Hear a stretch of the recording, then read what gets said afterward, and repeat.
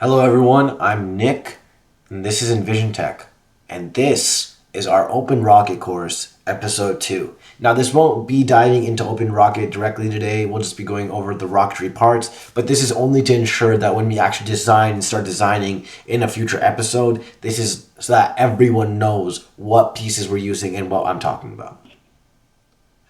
So to start off, we're going to start off from top and go all the way to the bottom if you imagine a rocket being vertical. And we're going to start off with nose cones. So nose cones minimize drag, they keep the rocket stable, and they regulate the airflow in the fluids at the top of the rocket. So it's kind of a piercing edge that would go through it and helps to guide the air down and around the rocket, not directly through it. Now the nose cones also have other deals. They can put altimeters in it, you can put extra mass in it, and you really want to sometimes put extra mass in these because it's the farthest point away from, like, it's going to be the tallest point of your rocket, so you're going to want to put mass in there sometime because that's what's really going to bring your CG up. And altimeters are also a common use just because they can effectively be put in easily, and then they just like sit there while your flight goes up.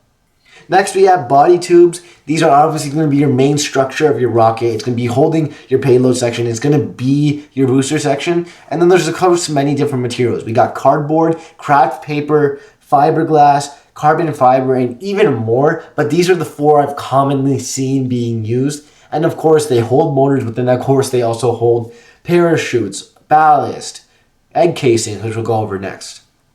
So these egg casings and ballast, they are essentially going to be your big mass components of a rocket. So egg casings are used if you have to store an egg or just if you need extra mass, and ballast are used if you just need extra mass. Like, let's say your motor's too strong but you want to bring that down, let's use extra mass and make it more stable. So what these do, and I primarily suggest putting them in your payload section because they don't really work if they're in the booster section, and you want your some mass to be in that payload section because of how heavy your booster section already is with its fins, motor, dog barf, and like other parachute items. That all accumulates down there, and we really want to make sure we're putting mass at the top to even it out.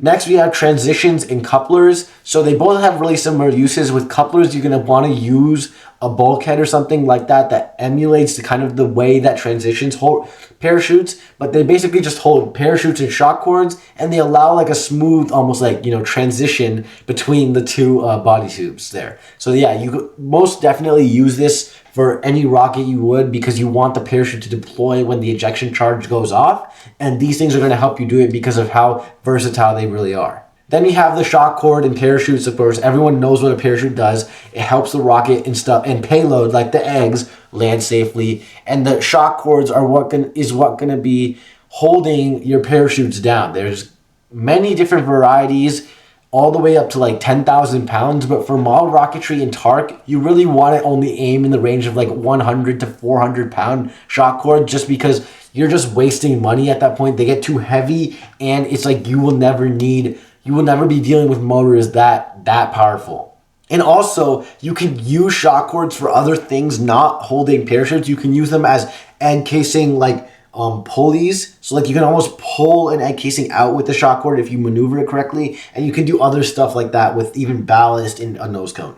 Then we have motor mounts coming there. So these are typically made of a motor tube with 2 centering rings on each end and eye bolts at the top. So in order to connect the previously mentioned shock cords to your parachute, you usually always going to have that kind of same design with eye bolt and parachute and shock cord. Like, of course the design changes, but you still want that same structure in a booster. And the end of the rocket, and of course these things you can pre-buy, but I recommend making them yourself with buying each part individually, just because it can cater to what you want in design. Sometimes these motor mounts you buy online aren't always customizable, and that leaves you with a criteria that you would have been able to change, but now you can't. So I suggest seriously making your own design for them, and then just buying all separate parts and making your own, because this can really help when you're deciding fin tab size, fin tab depth. Do you want one of those engine holders at the end? All of that stuff. So I feel like you really should just design your own motor mount. And then last but not least, we have fins, and I usually see them when I'm looking at rockets in sets of 3 and 4. I do acknowledge that there are rockets with fins of 5 and 6, but that doesn't make sense if you really want an optimal mass to altitude design. 3 and 4 are going to be your buddy. And for beginners, I highly suggest using 4 fins, just because in sets of 3, you do need to find stability somewhere else, of course, because we're missing 1 fin.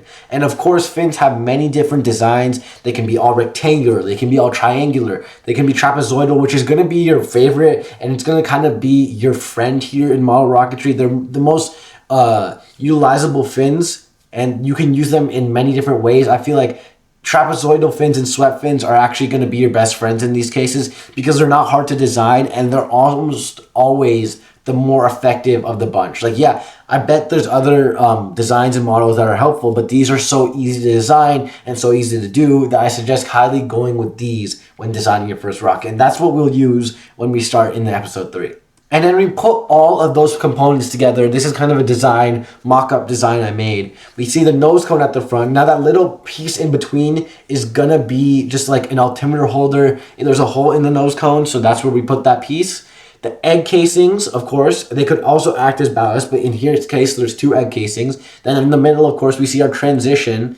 Then right next to the transition, we see a parachute and shock cord. The other section is a parachute, but with the open rocket, it gets confused if you use 2 parachutes on 2 different parts. So we only care about the parachute that's going to track time. So that's going to be the one in red. And the other one is a parachute, but it's just marked as mass. So don't worry when you see that. And then the fins, of course, see, I am using trapezoidal fins, 4 of them, as you can tell from the cross section. And then at the very end, we see the motor plus the cap and along with the motor mount. And you can clearly see that there's the fin tabs there. So that's what I was saying about that customizability. Okay, these were components of a rocket. Thank you guys for watching, and I'll see you guys all in episode 3.